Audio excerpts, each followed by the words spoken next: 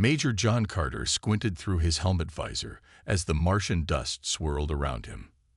The red landscape stretched endlessly in all directions, broken only by rocky outcrops and the occasional crater. Behind him, Dr. Lisa Morgan carefully collected soil samples, her movements deliberate despite the bulky spacesuit. "Command wants us to check out an anomaly 2 clicks east," John said over the comm. "Something about unusual energy readings." Lisa looked up from her work. "Natural or artificial?" "They're not sure. That's why we're here." The two astronauts mounted their rover and headed toward the coordinates. NASA had sent them to Mars as part of the latest expedition to establish a permanent research base. John was the military liaison, while Lisa specialized in the search for extraterrestrial microorganisms. Neither expected to find anything beyond dust and rocks. They crested a small ridge and stopped abruptly. In the shallow valley below sat a structure that clearly didn't belong on Mars. Its smooth metallic surface reflected the sunlight, and strange symbols decorated its sides. "Are you seeing this?" Lisa whispered, though there was no need to lower her voice. John checked their equipment. No radiation. Atmosphere readings normal. He paused. "I'm going to approach." "Wait, we should call this in first. If we wait for instructions, we'll be sitting here for 20 minutes each way. I'm just going to take a closer look." Before Lisa could object further, John drove the rover closer to the structure. As they approached, a section of the wall shimmered and disappeared, revealing an entrance. "That's definitely not one of ours," Lisa said, her scientific curiosity overtaking her caution. John stopped the rover. "Stay behind me." Inside the structure, the air was breathable according to their sensors. They cautiously removed their helmets after sealing the entrance behind them. The interior was larger than the exterior suggested, with pulsing lights and equipment unlike anything they'd seen before. "Hello," John called out. A figure emerged from behind a console. It stood on 2 legs but was clearly not human. Its skin was pale blue, and its eyes, 3 of them, blinked independently. It wore some kind of uniform with insignia that reminded John of military rankings. "Humans," the creature said in perfect English. Earlier than expected. Lisa stepped forward. "You speak our language." "We speak all languages of note. I am Observer Kraz of the Zithari, advance representatives of the Galactic Council." John tensed. "You've been watching us." "For centuries. This outpost monitors developing worlds. Earth has progressed faster than most." Lisa's scientific mind raced with questions. "There are others like you." "A council of species." Over 300 sentient species comprise the council. Most, unlike humans, achieve space travel without first nearly destroying their planet. The condescension in Kraz's voice was unmistakable. John bristled but kept his composure. "We learn from our mistakes," he said. Kraz made a sound like a scoff. "Perhaps. Your species is unusually resilient." Suddenly, alarms blared throughout the structure. Kraz rushed to a console, obviously concerned. "What's happening?" John asked. "Solar flare activity. Unexpected intensity. Our shields." The lights flickered and equipment sparked. Without hesitation, John rushed to what appeared to be the main control panel. His military training included basic electrical engineering, and some principles seemed universal. He identified what looked like a power redistribution system and made quick adjustments. The alarm stopped. Kraz stared at John with all 3 eyes wide. "How did you know what to do?" John shrugged. "Just a hunch based on the power flow indicators." Kraz studied him more carefully. "Interesting. Most species would have panicked." Later, as they prepared to return to their base, Kraz approached them with what seemed like reluctance. "The Council will want to know about this encounter. I am authorized to extend an invitation. Earth may send representatives to the next Council Assembly." "When?" Lisa asked. "One of your Earth months. Coordinates will be provided." Kraz paused. "Be prepared. Not all Council members welcome new additions, especially from developing worlds." As they left the structure, John and Lisa exchanged glances. Humanity had just taken its first step into a much larger universe, one that already seemed to have decided their place in it. The Earth delegation's ship approached the massive Galactic Council station orbiting Proxima Centauri. Through the viewport, Lisa Morgan marveled at the structure.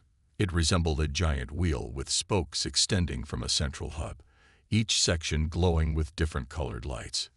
"It's amazing," she whispered. John Carter nodded, less impressed and more concerned. "Remember what Kraz said. Not everyone will be happy to see us." Their small team included 5 humans, John and Lisa, plus diplomat Frank Rivers, engineer Olivia Wright, and communications specialist Alan Pottle. Earth's governments had chosen them carefully after weeks of heated debate. When they docked, a delegation of 3 different alien species met them. The Zithari representative, not Kraz but another named Velen, performed introductions. "These are the Lumidians," Velen said, gesturing to tall, willowy beings with luminescent skin. "They oversee cultural exchange and peaceful negotiations." The Lumidian bowed gracefully. "We welcome diversity among the stars." "And these," Velen continued with noticeable stiffness, "are the Vexlor." The Vexlor stood on 4 powerful legs, their upper bodies covered in armor-like plates. Their eyes tracked human movements with predatory intensity. "Your species uses projectile weapons in space combat," the Vexlor asked immediately. "We've developed various defense systems," Frank answered diplomatically. The Vexlor made a guttural sound. Primitive, but interesting tactical choice. As they walked through the station, the humans witnessed incredible diversity. Hundreds of alien species moved through the corridors, some resembling Earth creatures, others defying imagination. The council chamber itself was enormous. Tiered seating surrounded a central platform where speakers addressed the gathering. The humans noticed immediately that certain species occupied more prominent positions. The High Chancellor, a Lumidian elder named Sorel, opened the session. "We welcome Earth representatives as observers to this assembly. After assessment, Earth has been classified as a Class 3 developing world." Frank stepped forward when invited to speak. "We're honored to join this assembly and hope to establish beneficial relationships with all council members," a Vexlor counselor interrupted. "Developing worlds must prove their stability before gaining voting privileges. Your nuclear capabilities and environmental damage suggest you require supervision, not participation." Lisa noticed how many species nodded in agreement. The humans were assigned seats in the uppermost tier, far from the central decision-makers. During a recess, Lisa wandered into what appeared to be a data repository. Using translation technology provided by their Zithari guides, she accessed public records. What she found disturbed her. Later, she pulled John aside. "The Council has been harvesting Earth resources for centuries. Rare minerals, biological samples, even water. They've been taking from us while pretending we're too primitive to notice." John's expression darkened. "Are you certain?" Lisa showed him the data. "It's all here in their own records. They classify it as resource management of pre-contact worlds." When the session resumed, John couldn't contain himself. He approached the central platform despite protocol. "Why has the Council been extracting Earth's resources without consent?" he demanded. The chamber fell silent. Chancellor Sorel recovered quickly. "These are complex matters. Developing worlds benefit from Council oversight." "You mean theft," John replied. A Vexlor counselor rose. "Humans clearly lack the temperament for Council proceedings. Perhaps a quarantine period would be appropriate until they learn proper respect." Frank quickly intervened, pulling John back. "My colleague speaks out of concern for proper procedure. We request formal clarification on resource protocols." The Council agreed to consider the request, but the message was clear. Earth was expected to accept its assigned place at the bottom of the galactic hierarchy. As they returned to their quarters, Olivia whispered, "They see us as children at the adults' table, or resources to be exploited, Lisa added. John's jaw tightened. Then it's time they learned children grow up. And humans grow up faster than they might expect. The Earth delegation returned home with troubling news. In the Pentagon's secure underground conference room, John Carter and Lisa Morgan briefed a select group of world leaders and military officials. The Galactic Council isn't what we hoped, John said, his face grim. They classify us as inferior and have been secretly harvesting Earth's resources for centuries. President Eleanor Grant leaned forward. Are they a threat? Yes, Lisa replied. Not immediately aggressive, but they don't see us as equals. They plan to continue taking what they want without fair exchange. General Susan Williams, a decorated veteran with silver hair and piercing eyes, studied the evidence Lisa had smuggled from the council archives. We need to prepare, the general said, not just diplomatically, but militarily. Within weeks, the Earth Defense Initiative was born. Under General Williams' leadership, military and scientific resources from all major nations were combined in a unified response. 1 month after their return, Lisa received an encrypted message from an unexpected source. A member of the Krell, a species she had briefly met at the council station, requested a secret meeting. The Krell representative, calling himself Zim, met them at a remote location in the Arctic. My people were once like yours, Zim explained. His scaled skin shifted colors as he spoke. The council restricted our development for centuries. When we protested, they limited our resource access until we submitted. Why help us? John asked suspiciously. The council's power structure harms many worlds. Earth's defiance inspired others. We are not alone in our dissatisfaction. More meetings followed. The Krell weren't the only ones. Representatives from a dozen marginalized species made contact, forming a secret alliance. Each brought knowledge the Council had tried to suppress. In hidden facilities beneath the lunar surface, Earth began building its defense. Krell engineers worked alongside human scientists, combining technologies in ways neither had imagined. The Council believes technological advancement must follow their prescribed path, Olivia Wright explained during a progress briefing. She pointed to the prototype ship taking shape in the massive underground hangar. But we're creating hybrid systems they've never seen before. The ships incorporated human innovation with Krell engineering. Smaller than Council vessels, but equipped with advanced stealth systems and weapons designed to disable rather than destroy. They expect us to follow the same development pattern as other species, General Williams said. That's our advantage. Humans adapt faster. 6 months into the project, security detected a Zith area observer on Earth. Instead of capturing him, Williams made a bold decision. Let him see what we want him to see, she ordered. They carefully fed the spy information about Earth's primitive defense plans, obsolete designs, and impractical strategies. Meanwhile, the real fleet grew in secret lunar bases, hidden from both Earth's civilians and alien observers. The first test flight of the stealth vessel Defiance exceeded all expectations. It successfully navigated to Mars and back without detection, even passing near a Council monitoring station. They still think we're decades away from effective space combat capacity, John said as they watched the ship land. They have no idea what's coming. Lisa noticed how naturally the human and alien engineers celebrated together. We've accomplished in months what the Council would have restricted for centuries. General Williams nodded with satisfaction. The Council believes they understand human potential based on their observations. They've studied our past, our conflicts, our divisions. What they don't understand, John added, is that nothing unites humans faster than a common threat. A communication officer rushed in with urgent news. General, we've detected a Council fleet entering the solar system. Multiple ships heading toward Earth's orbit. Williams wasn't surprised. Right on schedule. They're coming to extract resources, believing we can't stop them. She looked at the assembled team of humans and allies. It's time to show the Council exactly who they're dealing with. The Council extraction fleet approached Earth with absolute confidence, 7 massive ships, primarily Vexilor-designed, moved into high orbit.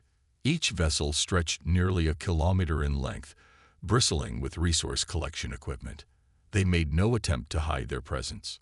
On the command ship, Fleet Commander Grek of the Vexilor studied Earth with 4 contemptuous eyes. "The humans have detected our arrival," his communications officer reported. "Let them watch," Grek replied. "Class 3 worlds always protest. They lack the means to interfere." The extraction procedure was routine. They would collect rare minerals, water, and biological samples for distribution among Council worlds. The humans would receive nothing in return. Standard protocol for undeveloped planets.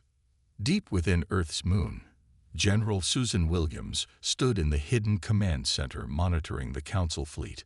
"All ships report ready, General," an operator announced. Williams nodded. "Remember, we need to capture at least 1 vessel intact. This isn't just about stopping them. We need proof of their illegal activities." The 12 Earth vessels remained powered down, hidden in the shadow of the moon.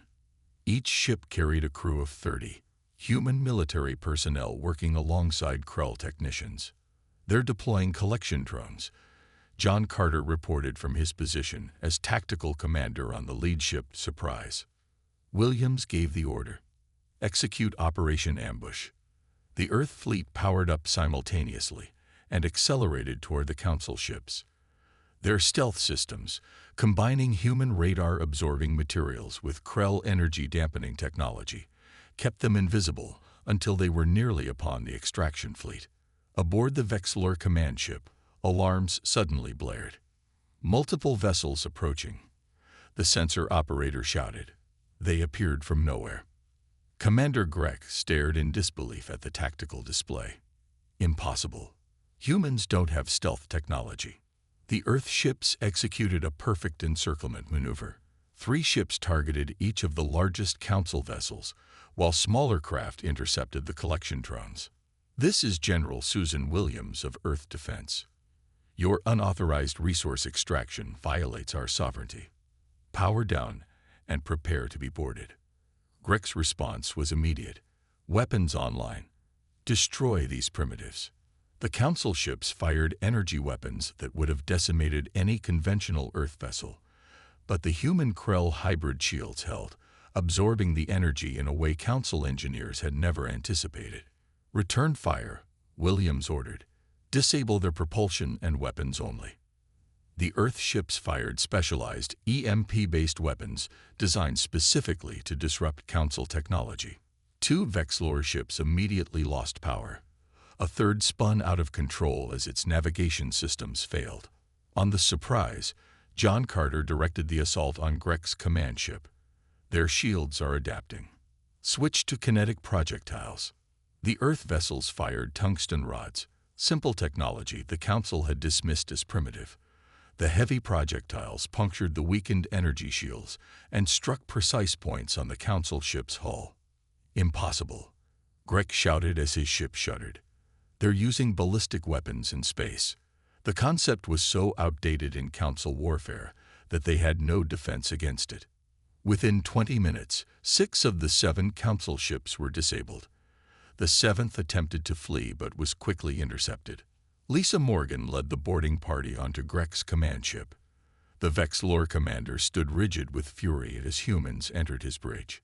"This violation will bring the full force of the Council down upon your world," he threatened. Lisa approached with a data tablet. "Actually, we have complete records of your illegal extractions. According to Council law, which you've so kindly provided in your ship's database, we're entitled to defend our resources." Throughout Council space, news of the battle spread rapidly. Security algorithms failed to contain the information as marginalized species eagerly shared details of Earth's victory. On dozens of worlds classified as developing, people looked to the skies with new hope. If humans could successfully stand against the Council, perhaps others could too. In the Lunar Command Center, General Williams watched the captured Council ships being towed to secure facilities. "Phase 1 complete," she said. Now for the diplomatic offensive. The Galactic Council chamber erupted in chaos when the Earth delegation arrived unannounced. This time, they didn't come as humble observers, but as accusers with evidence. Frank Rivers led the diplomatic team, with Lisa Morgan and John Carter at his side. "Order. I demand order," shouted High Chancellor Sorrell, the Lumidian leader struggling to control the assembly. Frank stepped confidently onto the central speaking platform, a place normally reserved for senior council members. Guards moved to intercept him, but stopped when John revealed the small device in his hand. "This contains a Deadman switch," John explained calmly. "If we're detained, evidence of the Council's illegal activities will broadcast to every world in the galaxy." Chancellor Sorrell's luminescent skin dimmed with concern. "What is the meaning of this intrusion?" "We come with evidence of Council violations against not only Earth, but dozens of developing worlds," Frank announced, his voice amplified throughout the chamber. Lisa activated a holographic display showing footage from the captured extraction ships. The data scrolled through hundreds of unauthorized resource collection missions spanning centuries. "These operations clearly violate Section 12 of your own charter," Lisa pointed out, "the one that supposedly protects developing worlds from exploitation." From the upper tiers, representatives of other marginalized species watched with growing excitement. Many had suffered similar treatment but lacked evidence to challenge the powerful council races. A Vexilor councillor rose.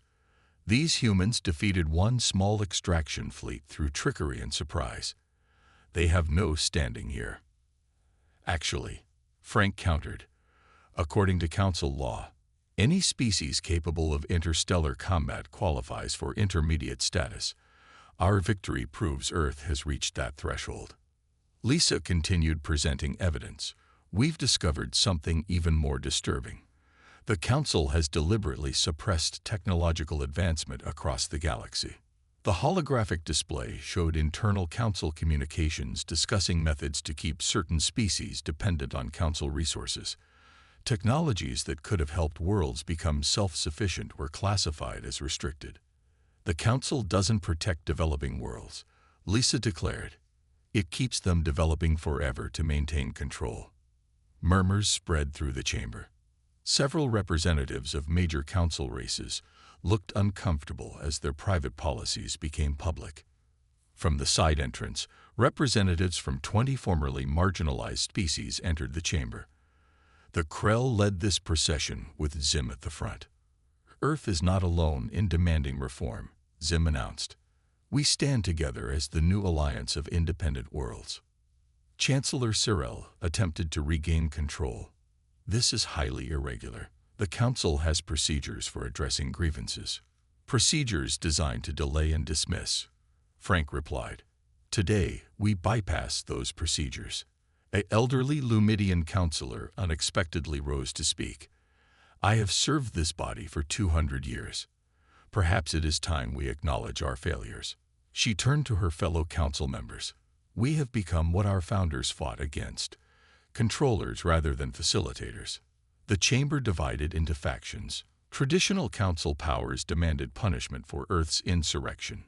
Others, including some prominent Lumidians, called for reform and honest dialogue.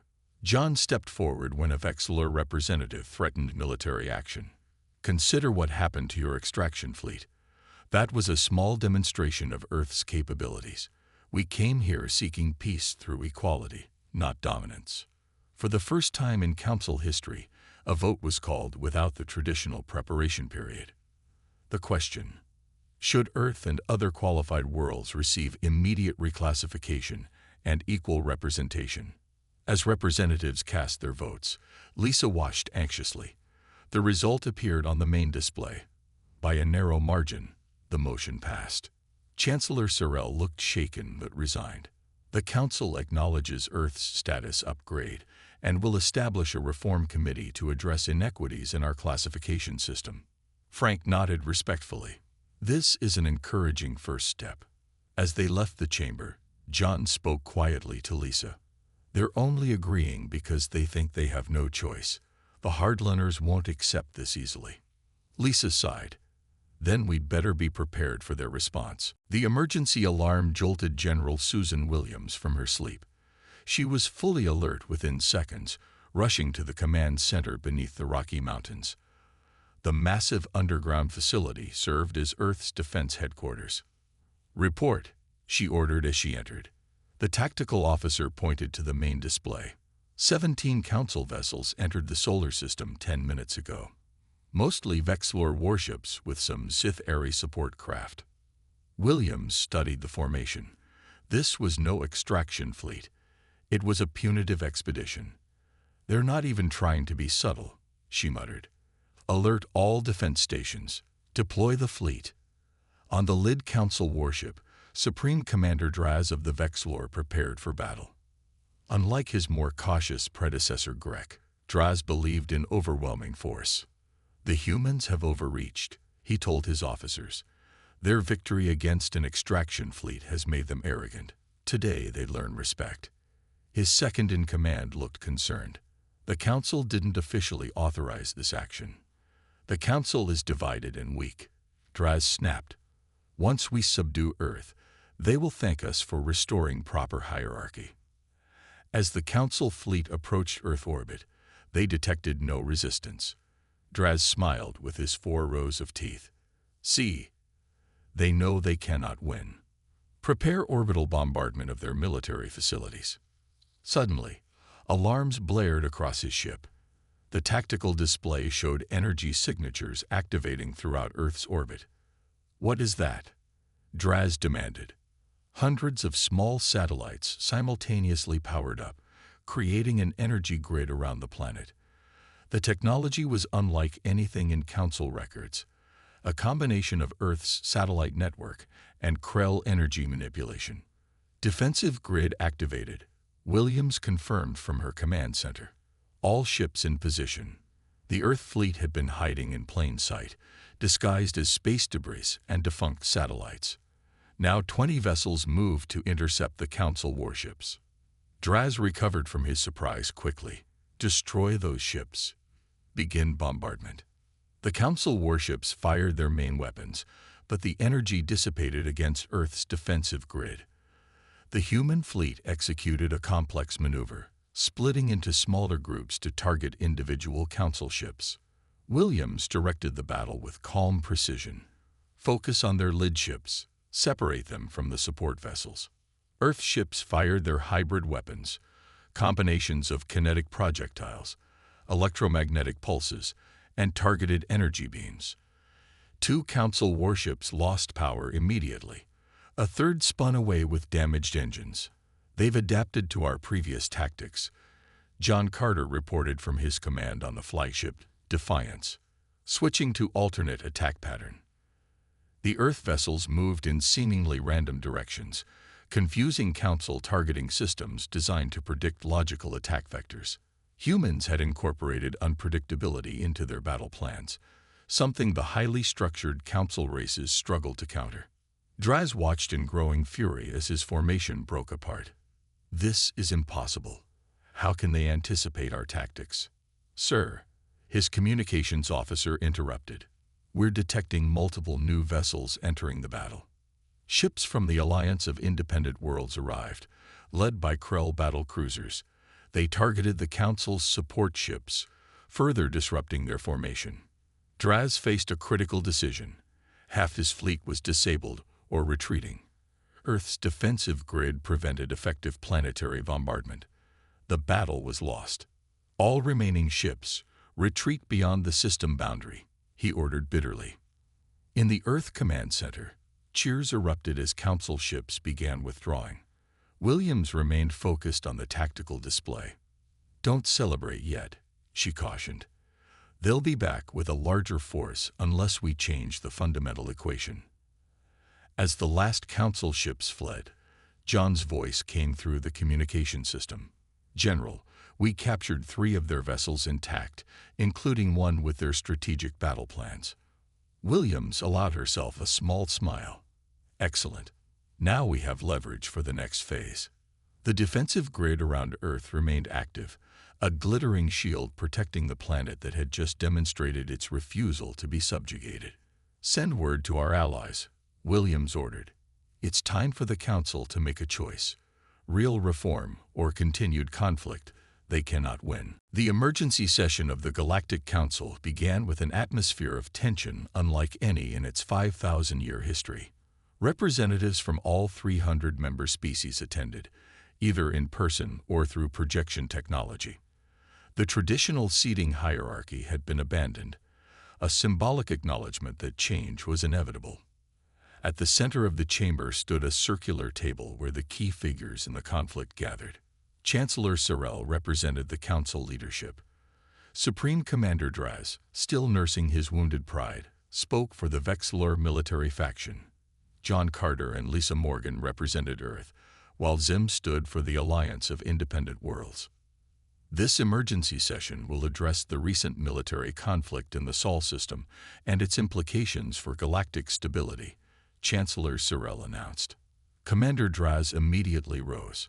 The humans must be punished for their aggression. Their defiance threatens the entire council structure. John Carter remained calm. Earth defended itself against an unauthorized punitive expedition. Your own records confirm no official council approval for the attack. The humans speak truth, Zim added. And they are not alone. 42 formerly classified developing worlds now stand with Earth. Chancellor Sorel's luminescent skin pulsed with concern.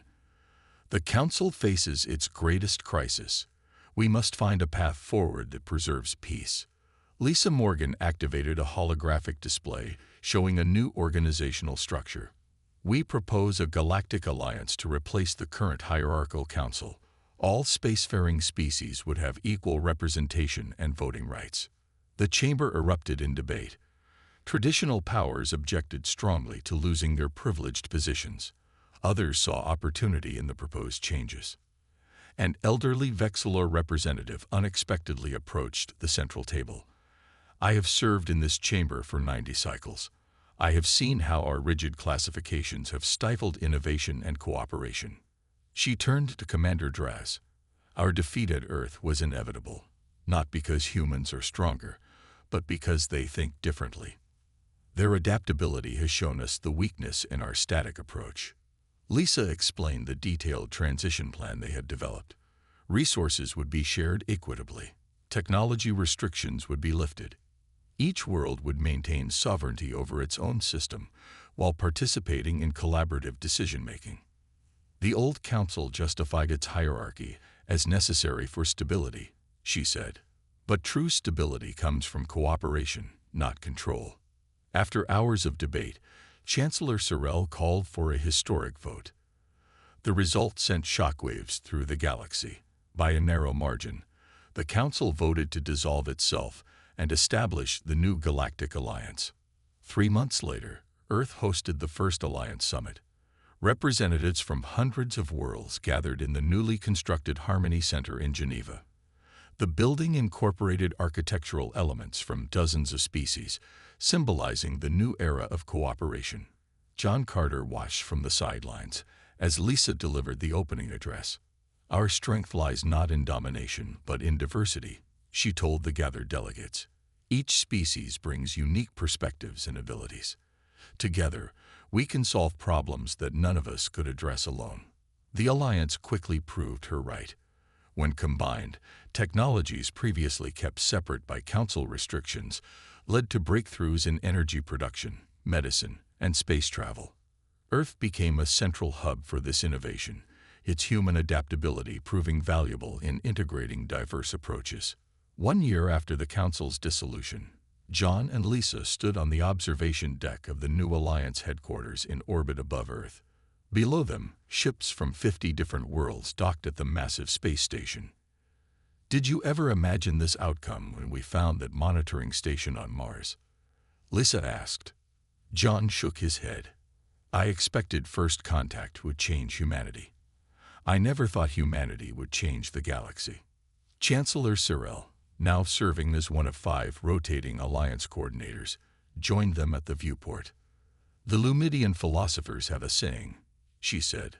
"The strongest structures are not built of identical blocks, but of diverse elements working in harmony." She gestured toward Earth. Your world taught the galaxy that lesson. The universe is vast and full of challenges no single species can face alone.